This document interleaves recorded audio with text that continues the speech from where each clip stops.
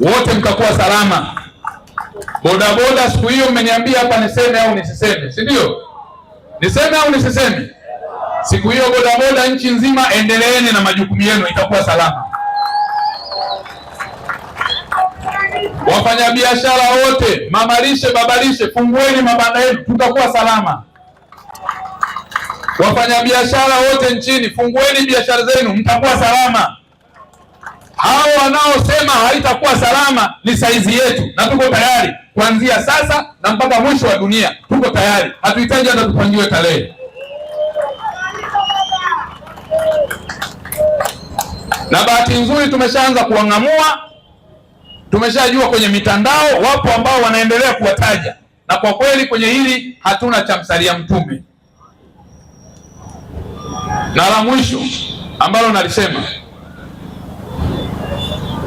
kwa mujibu wa sheria za nchi hii na katiba ya nchi hii, yoyote ambaye anafanya mzaha kuhusu amani na usalama wa taifa letu, walifanya mzaha huo Oktoba 29.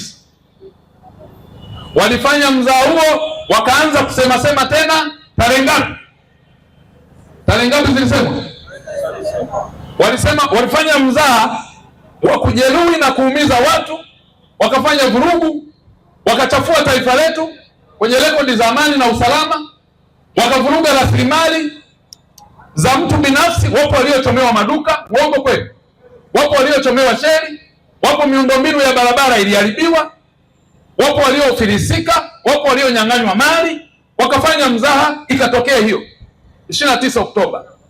Na katika kipindi hiki tunachowaambia wananchi wote wataendelea kufanya kazi, na kuna wengine wamerusha vipeperushi vya uongo kwamba shule zitafungwa. Hatufungi shule,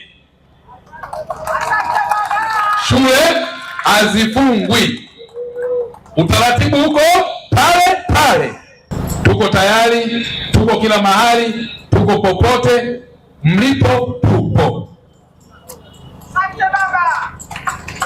Tanzania hoye!